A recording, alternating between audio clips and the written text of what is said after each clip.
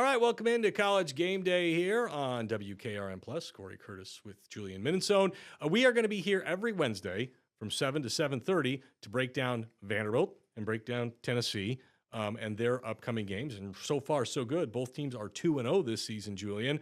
And so we got games that matter, and that's all we can ask for. Yeah, SEC play is here, and they both got ranked opponents.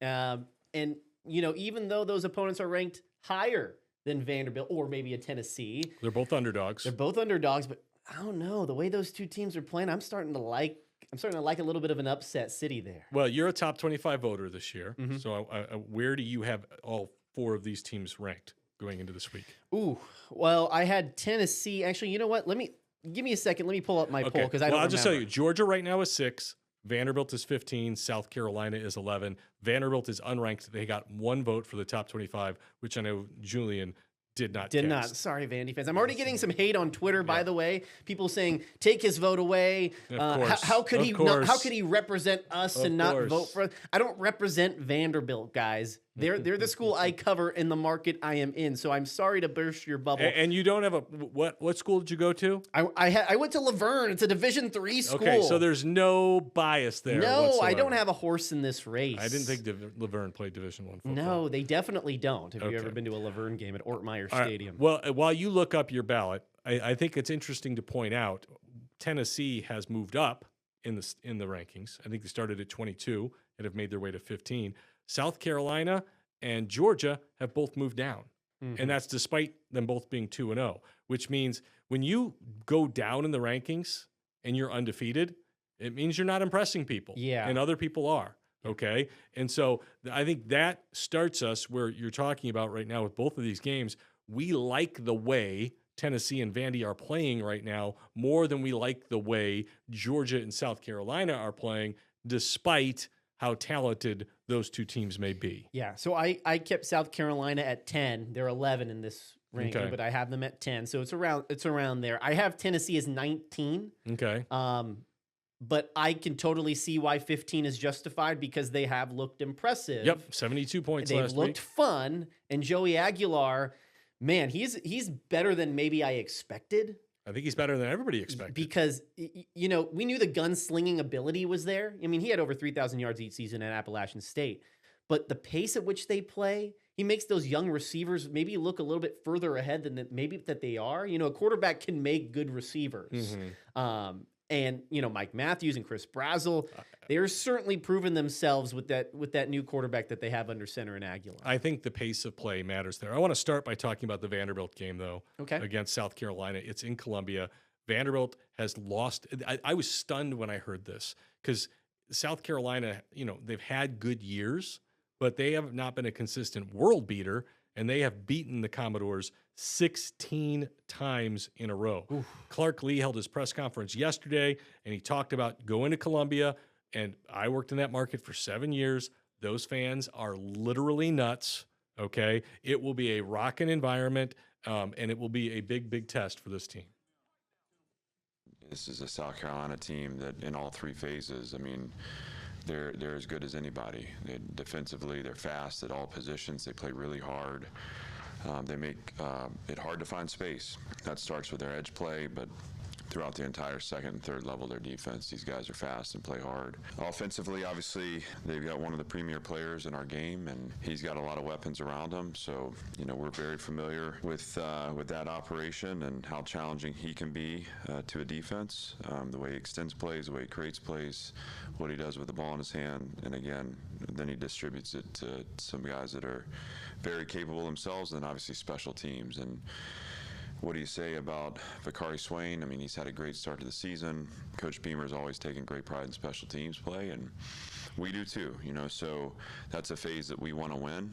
Again, we're going to have to work really hard because it's very important to them, and it shows up in the way they execute that phase. So again, this is a program that feels a lot like ours, that wanting to establish a physical run game, dynamic play at the quarterback position, want to play really good on defense, try to get the ball turned over, and have all 3 phases interlocked. We're going to have to be the best at executing that identity if we want to come away with a win. All right, now, Julian, I love Lenore Sellers. Yeah. I think you have to love Lenore Sellers. His numbers, though, are not spectacular at this point. 23 of 38, 337 yards, 2 touchdowns, 6 sacks. All right. That gets me to my concern for the Gamecocks in this game. Their offensive line is not playing that well. And for the first time that I can remember in over 20 years watching the Commodores, they are too deep on the defensive line. And I really think that's where they can give South Carolina some fits in this game, while Diego Pavia on the other side tries to make plays offensively. I like this matchup unless South Carolina gets it turned around and turned on. And look, if the offensive line can play well, Sellers is electric, and Nick Harbor is as big and as fast as they come on the outside. That can be a problem. But right now, I put the checkbox for Vanderbilt in that matchup. I agree. And you know, the thing that struck me about Sellers' numbers was not just that the passing yards seemed a little bit down through these first The rushing games. numbers aren't great. The rushing numbers aren't great. You know, only 48 rush for the best dual threat QB in the country. He's averaging 2 yards a carry. Exactly. And that is something that, as we mentioned on Monday in our WKRN, the Sports Extra Daily show, Vanderbilt just came off of playing a semi-dual threat quarterback in Kyron Drones, and they held them to 0 points in that second half. Yep. And so, which would tell you they wore them down. Yep. And that was a big thing coming into this game. Now, Lenore Sellers is more talented. He's quicker. He's kind of like, he reminds me a little bit of Lamar Jackson, the way he can explode off that line, you know, off a run play or a draw or something like that. Shake off a tackler. Right. Yeah. Right. But this is something that Vanderbilt has faced and maybe already has the inside track to beating them on Saturday. And the other thing, he brought it up. Shane Beamer, the Beamers have always been known for special teams. Who was the best special teams unit last year? Yeah, it was Vanderbilt. And so if they can make that a wash, you know, and so you feel like you've got an advantage up front on defense. You feel like you can, at the very worst, be a wash on special teams. Yeah. And then you've got Diego Pavia, who's the ultimate wild card. Yep. The ultimate wild card. Gamecocks, as we see on the screen right there, won the last 16 against Vanderbilt. Yeah, and so, you know, this is a big game for Vanderbilt. I mean, if Vanderbilt wins this game in Columbia against the number 11 team in the country, they can now stake a claim to being in the playoff conversation. That's legitimate. That's not pie in the sky. That's legitimate. Now, the really interesting thing from this matchup is they both played Virginia Tech. So we have something to compare them to. Sure. South Carolina muddled through an opening week. Vanderbilt was more impressive. Vanderbilt hung 34-0 on them in the second half. And the Vandy's offensive lineman, Bryce Henderson, talked about how South Carolina is actually similar to Virginia Tech, like you talked about. A lot of like movements, jumping out of gaps and stuff, like finesse, which isn't so much of a challenge. We faced a lot of that in Virginia Tech last week, so we're prepared for it. And we obviously handled those guys pretty well. You think Tech helped you get ready for? Absolutely, I'd say so. Absolutely, a lot of similar stuff they do. Like their bandit, their boundary D end. He did a lot of jumping inside and stuff like that. So you know we're going to see a lot of that in the run game. So it's interesting, and we talked about the 16 in a row. They can say this isn't a big deal. This game's got to be personal for Vanderbilt at this point. Absolutely. And you mentioned like the O-line right there, Bryce Henderson talking about how similar these two teams are, or at least Virginia Tech and South Carolina are. This offensive line for Vanderbilt has a lot of guys who played a lot of football because they rebuilt it through the transfer portal. Well, because they know they're no good if Pavia's hurt. Right. And so that was part of it. You know, Henderson, South Dakota State transfer, played a lot of football. You know, Isaiah Glass from Oklahoma State, he's played a lot of football. Sterling Porcher from Texas Tech, he's played a lot of football. And so you have a bunch of guys who it's not like they're coming into SEC play with no experience under their belt. Yeah. Maybe not SEC experience per se, but man, a lot of guys who played a lot of football, and that's going to make Diego Pavia's light up when he sees open grass where he can run in the options that he does. I don't have all the stats pulled up in front of me, but we keep talking about Pavia, and reasonably so. He is the straw that stirs the drink for Vanderbilt. But in these two games, both the games they've played, they have run the ball extremely well. Oh, yeah. Extremely well. And that goes beyond Diego Pavia. That goes to the group you're talking about, the offensive line up front. Yes. And so, look, Carolina is going to give them some problems. It's going to be the biggest test they have faced. But if they run the ball at 80% of what they've done the first 2 weeks, the Gamecocks are in trouble. Yeah, they had almost 300 yards rushing with Cedric Alexander, McKylan Young. Those guys are, to have those options back there to give Pavia kind of an outlet where he's not constantly running for his life or trying to get a 3rd and 5 play, make it 4th and 1 or a 4th and 1 for a first down and putting his body on the line. Giving that extra option for this team offensively certainly helps. If Vanderbilt does win, that we talked about how big of a game this is for huge. Both. It's the biggest game of the year for Vanderbilt so far.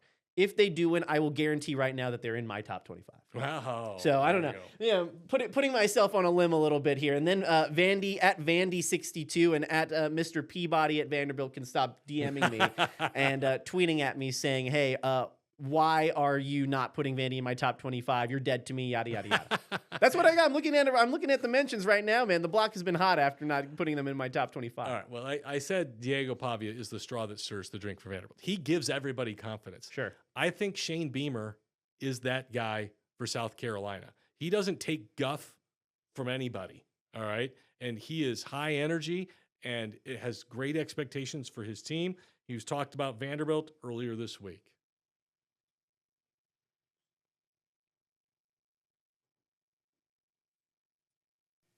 Got a really good Vanderbilt team coming in here. Certainly the best Vanderbilt team that we've played in my time as the head coach. They're improved from last year. Brought back 8 starters on defense.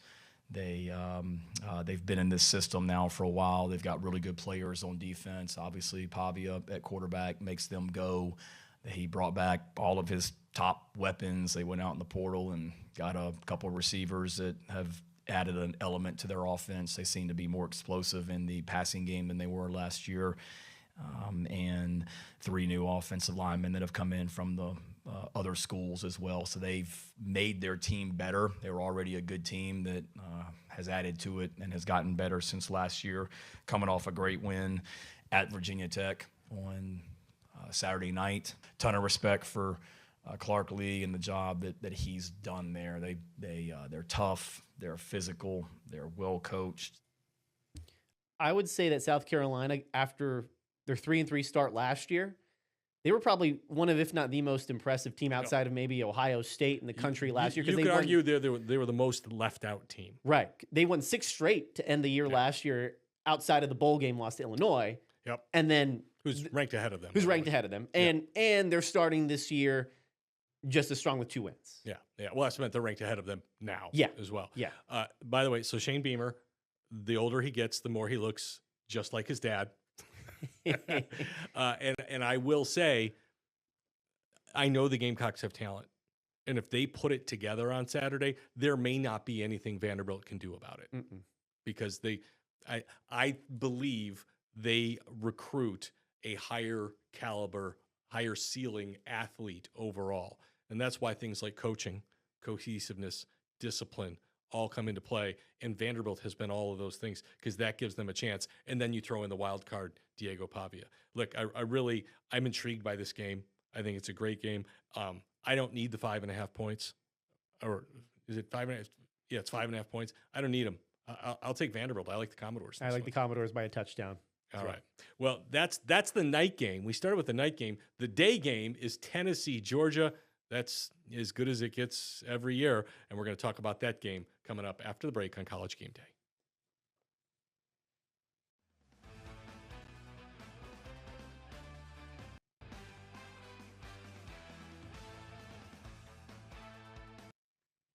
Julian, Minisohn, Cory Curtis back here on Game Day Preview. Now we have Georgia, Tennessee. That's the big one, the Game Day game on Saturday. But we have a bunch of other great college football games on news too. Starts at 11 a.m. with Wisconsin at Alabama.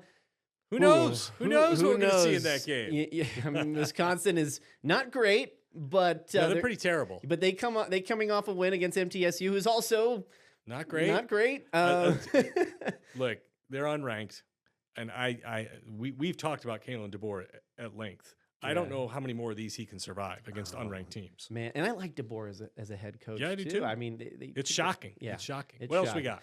Georgia, Tennessee, of course, following that at 2:30, and then that's a big game. The nightcap, Florida and LSU. LSU, with one of the best quarterbacks, if not the best quarterback in the country, and Garrett Nussmeier, and Florida, who is still, scratching off their wounds against USF. So you're telling me on News 2, we've got Alabama, Tennessee, Georgia, Florida, and LSU. That's what I'm saying. All in one day. We are the greatest college football destination that ever lived. Yeah, SEC paradise. Yeah, because that is quite a lineup that we've got going into this football game. We're talking about Georgia and Tennessee. Georgia taking on Tennessee right now. Georgia's a 3.5-point favorite. You see the two quarterbacks up there, and I think they're a big part of this story. Yeah, because Joey Aguilar has Tennessee playing fast, which is a huge part of their success right now. He's got Josh Heupel back in his comfort zone of calling plays, and you can see it. And you've got Gunnar Stockton, who I don't think Georgia fans believe in at all. Yeah. I think Georgia fans, and look, I'm not pounding my chest celebrating. I think Georgia fans are scared. They're worried. Yeah. Maybe taking back some of the things they said about Carson Beck leaving because Miami look, looked I pretty was not good in a that Carson first Beck game. guy. He looked really good against Notre Dame. Really good against Notre Dame. Yeah, Gunnar Stockton's a little bit of interesting because he's kind of like a Pavia in a way. 6'1", 215. Yeah, kind of looks like a human bruiser. fire hose. Yeah, like a bruiser who can run, but he's physical. But it just the numbers haven't shown itself to be there. And no, they beat Marshall that first game, 45-7. Yes, but Austin Peay. It didn't look like they exactly set the world on fire. Okay, 28-6 against a 1AA team is horrific. It is horrific. Now, I will say this. There was a long lightning delay in that game. I don't care. That's an excuse. And, well, I'm just saying. The same delay came for both teams. Yeah, long lightning delay. And if you're Kirby Smart, you're like, well, what's more important here? Do we really need to put up 70 against this team? Or do we just get off the field healthy and get ready for Tennessee because that's what matters? Kirby Smart has a long history of not covering like mega spreads of like 48, 49 points. Okay. So to your point, doesn't usually run up the score in these situations. This isn't not running up the score. This is being held to 1 touchdown a quarter by Austin Peay. Yeah. All right. It's not good enough. No. It's not good enough. And right now, Gunnar Stockton's numbers are not great. 417 yards and 2 TDs against 2 mediocre teams. The one guy who needs to step up and could potentially give Tennessee some issues is Zachariah Branch, their wide receiver. He doesn't have 100 yards. But he's got to get him the ball. Yeah, you got to get him the ball. He only had 3 catches this past week against Austin Peay. That's not going to cut it for your top receiver. No. All right. Well, Josh Heupel holds his press conference every Monday. It's really energetic. It's really dynamic. Yes. It's really interesting. Here's Josh Heupel talking about Georgia. I'm excited to go compete. This is a conference opener, great opponent, and it's going to be a great atmosphere. So for us, the preparation is going to be important, focusing in on what matters, which is your preparation and the details of it. The subtleties of this game, you got to go win one-on-ones, but you got to play assignment sound. You're playing a really good opponent. You can't give them anything. And then through your preparation, when a play presents itself, you got to be able to go make it. Obviously, we know the test that we have in front of us facing a really good Georgia football team. It's a great weekend, opportunity for Gameday to be here on the biggest stage in college football and check our kneeling, anticipate our fans helping bring in the kneeling effect here and create a great atmosphere on Saturday afternoon. All right. Well, Julian, Georgia has defeated Tennessee 8 times in a row. That means that Josh Heupel has never defeated Georgia, but Josh Heupel also building his program, all right, and caught Kirby Smart in the heat of Georgia dominance. Yeah. All right. And so there's a lot of people who have that 0-8 mark against him. I think Tennessee has a real chance to win this football game. They have recruited well. And again, playing fast. And Georgia is a team, well, they've won. They've gone down in the rankings. They're not impressing anybody. Now, we saw Ohio State last year. They lost 2 games, and they got to the playoffs, and they just smashed everything in front of them. So maybe that's what we get from Georgia this year. But right now, they're not there. Yeah, Georgia's offense right now is like when when you put that lasagna or whatever in the microwave and you don't get it all the way heated up, like that lukewarm. It's just not satisfying. It's not satisfying. You stick your fork in it, and you think it's hot at the top, and then you get down to the middle, and you it's see the really corners okay. burned, and then the other part's cold. Yeah, It's just yeah. disappointing. Oh, it's disappointing. Yeah. Tennessee's the opposite right now. Yeah, it's all on fire. That offense is on fire. If you asked me at the beginning of the season, the run game, the passing game, the quarterback. If you asked me at the beginning of the year who would win this game, I'd definitely say Georgia. If you ask me now, I'm going to say Tennessee. And just from what we've seen these last couple games, I mean, Joey Aguilar is electric, but it's the receivers and the skill players. You know, Who makes it go? Running back. Yeah, The offensive it's line. Offensive line. The Yeah, offensive line. playing better. They've got 4 new starters on the offensive line with Lance Hurd, and they're more athletic, okay? And so they can play at that pace of play, and they can get it done. And they're going to get tested, though, against Georgia. I mean, if you find any NFL roster, you're going to find Georgia players on defense. So, I mean, they're going to get tested in this football game. But I will say this. This is another one of these things with Georgia where it's a red flag for me right now where I'm like, what's going on there? They've played Marshall. They've played Austin Peay. They have 3 sacks. Yeah. How is that possible? You figure they'd have 3 sacks and a quarter in one of those games. Yeah, and going back to the Tennessee offensive line, and you know they're probably licking their lips, saying, "Hey, these guys, if those teams don't test Georgia, or those teams test Georgia on the offensive front, what can we do?" And that's without David Sanders, the talented five-star. Georgia's only given up 13 points in 2 games. Sure. So it's not like that they're struggling on defense. But again, we're used to a dominant Georgia team, and we just haven't seen it to this point. And so at home, college game day, teams rolling. I think the start of this game is going to be really, really important to see, you know, how they can do it. Now, Kirby Smart, it's not his first rodeo. He's been to Knoxville before. He's been to Tuscaloosa before. He's played good teams before. He's played teams who thought, hey, this is our year to knock us off before. So this is not uncharted territory for the Georgia head coach. They have different kind of ways to attack you defensively. They don't do the same thing year to year. I think he utilizes the skill sets of that offense. You know, they've had different types of wideouts, different types of quarterbacks, different types of backs. They do what good coaches do. They utilize the skill sets of the good players. I think they've used wrinkles from other teams.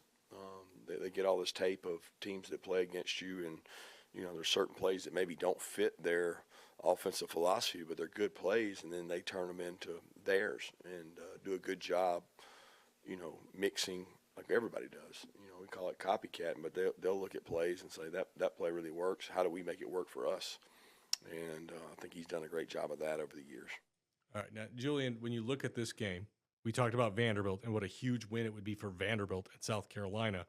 This would be a huge win for Tennessee, and it would be a huge loss for Georgia. Yeah. I mean, I'm sure Georgia is looking at this one as, one we got to have. Absolutely. Right? And for Tennessee, you probably can survive a loss to Georgia, but a win over Georgia, and I'm not saying you're in the playoffs, but you're in position A to get there. You're in the conversation, and you always want to start off conference play with a win, right? Yeah. Especially in the SEC. At home. At home. You only get so many opportunities in the SEC to prove what you are. The Georgia thing is interesting because, last year, I think Kirby Smart gets a lot of flack because he does the nobody believes in us kind of thing. That it's so sickening when Georgia does that.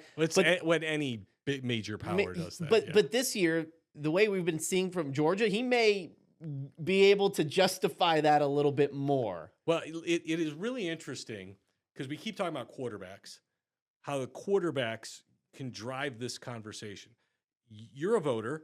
Without Lenora Sellers, South Carolina isn't sniffing number 10 on your ballot. They are not. And Gunnar Stockton, if he's not their quarterback and if they have Lenora Sellers, they're probably voted number 2. Sure. All right. But Gunnar Stockton has Georgia down to number 6, is somewhere they really haven't been a lot of lately. And Joey Aguilar has Tennessee. Nobody knew about him. So they start the year ranked like 22. And now here they are ranked 15th. And with a chance to knock off Georgia. We've just got about a minute to go. What do you think happens in this one? I think Tennessee wins. Straight up. You don't want the 3.5. No, I think they punch him in the mouth early. You talk about fast starts. That's what they've been able to do each of these last 2 games. And the big thing for me is, while Gunnar Stockton was playing at the end of games against APSU. Mm-hmm. Joey Aguilar and the starters for Tennessee were not. They are rested. They are ready to go. And I think that this is the game that if you didn't know who Joey Aguilar was before, I think it's the one you get to know him and get recognized and maybe propels the Vols into the top 10. My eyes say to pick Tennessee. Mm-hmm. My brain says, don't do it. Don't do it. Don't fall for it. So I will make the Vols do it, but I will take Tennessee in the points. I'll say Georgia in like 27-24, something like that. All right, well, this is Game Day Preview. Like I said, we're going to be here every Wednesday at 7 o'clock, so we'll see you next week.